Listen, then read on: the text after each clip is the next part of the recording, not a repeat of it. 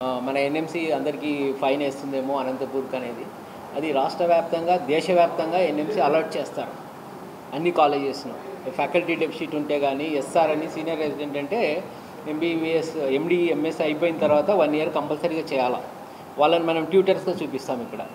ఇక్కడ చేరిన పీజీస్ను వాళ్ళు ఇప్పుడు వెళ్ళిపోయినారు 15వ తేదీకి. వెళ్ళిపోయినది కాబట్టి మనకు 80% డెఫిసిట్ వస్తుంది. ఇప్పుడు మళ్ళీ స్టార్ట్ అయింది రిక్రూట్మెంట్. 50% రికవర్ అయినాం మేము. 50% ఇంకో 50% 30% వస్తారు. మనకు వచ్చిన తర్వాత కంప్లీట్ అయిపోతుంది. తర్వాత మనకు నేను రాకముందు 150 సీట్లు ఉండేవి. దీనికి 200 సీట్లకు మనకు ఫెసిలిటీస్ అక్కడికక్కడికే అనంతపురంకు రాష్ట్రంలో ఉన్న అన్ని వైద్య కళాశాల కంటే ఏసీ ఆడిటోరియంస్ కొంచెం లిమిటెడ్గా ఉన్నాయి. అయినా కూడా మేము పోరాడి అభ్యర్థి ఇచ్చి చేతులెత్తి నమస్కరించి ఎన్ఎంసీ వాళ్లకు బెగ్ చేసి ఇక అనంతపూర్ వైద్య కళాశాలను డెవలప్ చేయాలనే ఉద్దేశంతో మేము 200 సీట్లు తెచ్చుకోవడం జరిగింది. శాంక్షన్ అయింది. అడ్మిషన్స్ కూడా జరిగిపోయినాయి.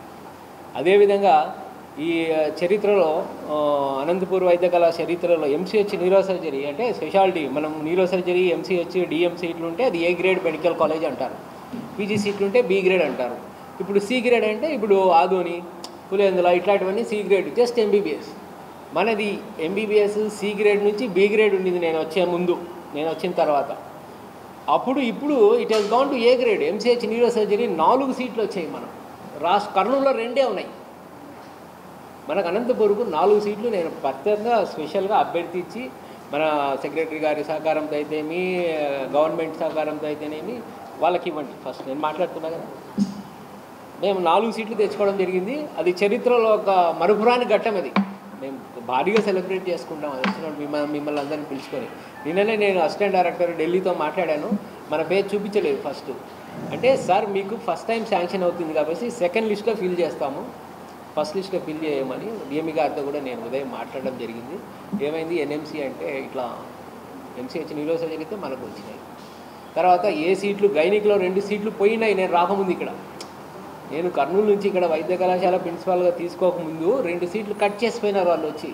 ఏమంటే స్థలం లేదు, బెడ్కు స్పేస్ లేదు, మంచాల లేదు, అది ఇది అనేది మౌలిక సహకారం. తర్వాత నేను వచ్చిన తర్వాత ఢిల్లీకి పోయి అండ్ వీడియో కాన్ఫరెన్స్లో మాట్లాడి ఎన్ఎంసీ డైరెక్టర్లు వాళ్ళతో మాట్లాడుకొని ఎక్స్ప్లెయిన్ చేసి ఇది చాలా అండర్ డెవలప్డ్, మేము రిమోట్లో మేము కష్టపడుతున్నాం సార్, గవర్నమెంట్ వైద్య కళాశాల ఇది, మాకు మీరు ఎటువంటి కటింగ్స్ అట్లా చేయకూడదు, ఈ విధంగా చేస్తే మేము ఎక్కడ డెవలప్ అవుతాము, we are serving for the poor and డబ్బులు లేని విద్యార్థులకు మేము విద్యాబోధన చేస్తున్నాము, దయచేసి మమ్మల్ని కన్సిడర్ చేయండి అంటే ఆయన 2 చేతులు ఎత్తి మొక్కడం జరిగింది.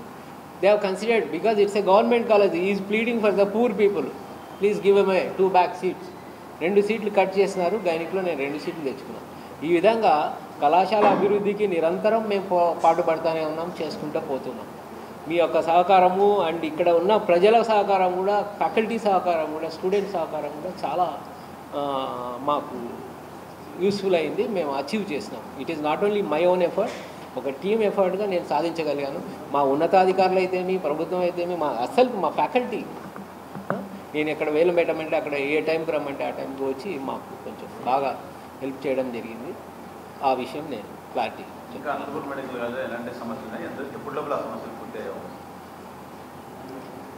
మోస్ట్లీ ఈ అకాడమిక్ ఇయర్లో అన్నీ సెటిల్ అవుతాయండి. ఈ అకాడమిక్ ఇయర్లో ఇప్పుడు నెక్స్ట్ మంత్కు జూన్కు we're going to get PG seats. Next I have applied for 5 లక్షలు చిల్లర కట్టేసి నేను ఎంసీహెచ్ పెడియాట్రిక్ సర్జరీకి అప్లై చేసి ఉన్నాను. ఇప్పుడు మనకు మళ్ళీ 4 సీట్లు వస్తాయి ఎంసీహెచ్ పెడియాట్రిక్ సర్జరీకి. అది నా హయాంలోనే ఒక చరిత్రలో అట్లా నిలిచిపోతుంది. చరిత్రలో అదే వస్తాను, అక్కడికి వస్తాను.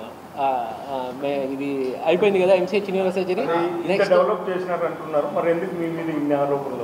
ఏం సార్ ఆరోపణలు ఏంటి సార్? మీకు చెప్తానండి.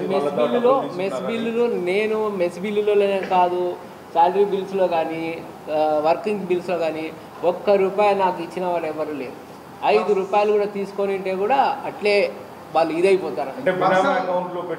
అది వస్తాను, అక్కడికి వస్తాను. మీకు మెస్ బిల్స్ విషయానికి వస్తే, మెస్ బిల్స్ విద్యార్థులు ఏం చేసినారు అంటే మెస్ అకౌంట్లోకి వేయడం కాకుండా మెస్ సెక్రటరీకి వేశారు. మెస్ సెక్రటరీ అంటే వాళ్ళ విద్యార్థులు మెస్ వాళ్ళు రన్ చేసుకున్నారు కదా, ఎందుకు వేశారమ్మా అంటే వాళ్ళకి స్నాక్స్ కావాలి.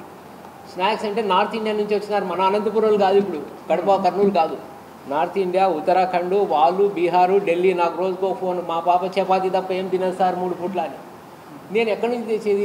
అయినా కూడా నేను చెప్పినానమ్మా ఇదే ఉంది ఫెసిలిటీ, మేమేం చేయలేము మీకు. సో అన్అఫీషియల్గా వాళ్ళు ఏం చేసుకున్నారంటే వాళ్ళ అకౌంట్లో వేసుకొని, ఎవరైతే ఈ మెస్ సెక్రటరీ అకౌంట్లో దాని నుంచి వాళ్ళు తెచ్చుకుంటున్నారు. అది తప్పు కదా, అది ప్రొసీజర్. అదే ఏమా అదే లేదు స్నాక్స్ వాడుతున్నారు పిల్లలు. నా దృష్టికి అయితే వచ్చింది అది, దట్ ఈజ్ వాట్. దాంట్లో ఇర్రెగ్యులారిటీ, అది ప్రొసీజర్ ఇర్రెగ్యులారిటీ. 1 year నుంచి స్నాక్స్ నేను వచ్చి అట్లా కాదండి, నేను వచ్చి 1 year అయింది కదా, నేను వచ్చి 1 year few months అయింది. నాకెటే తెలుస్తుంది ఆ విషయం. స్నాక్స్ పెడుతున్నారు అంటే నేను ఆర్డర్ వేసినాను, స్నాక్స్ ఎవరు తినడానికి లేదు, అట్లా మెస్ బిల్స్ మిస్అప్రోప్రియేట్ అవుతాయి. నేను వచ్చిన తర్వాత నా దృష్టికి వస్తే నేను చెప్పినాను ఇట్లా చెప్పడానికి లేదు, మీరు ఆపేసేయాలి. అది ఎవరికైతే స్నాక్స్ కావాలనుకుంటే వాళ్ళు మీ ఊరికి పోండి, బీహార్కి పోండి, ఉత్తరప్రదేశ్కి పోండి. మా దగ్గర వచ్చి మీ ఫుడ్ పెట్టమంటే ఇప్పుడు మా పిల్లలు పోతున్నారు ఢిల్లీకి, ఉత్తరాఖండ్కు, అనంతపురం వాళ్ళు పోతున్నారు, కర్నూలు వాళ్ళు పోతున్నారు. వాళ్ళు పప్పు అన్నం పెడుతున్నారా, ఉగ్గాని బజ్జీ పెడుతున్నారా? పెట్టడం లేదు. సో నేను అట్లా ప్రొవైడ్ చేయలేనని ఖరాఖండిగా చెప్పడం జరిగింది.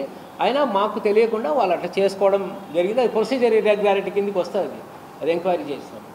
ప్రొసీజర్ ఇర్రెగ్యులారిటీ నేను కండెమ్ చేస్తున్నాను. ఏ రోజు నేను వచ్చిన వెంటనే నాకు తెలిసింది అది. ఎందుకమ్మా మీరు స్నాక్స్ ఇస్తారు అంటే, లేదు సార్ వాళ్ళు స్నాక్స్ లేకుంటే వాళ్ళ పేరెంట్స్ ఫోన్ చేస్తారు. నాకు వచ్చిన మెయిల్స్ కూడా చూపిస్తాను నీకు.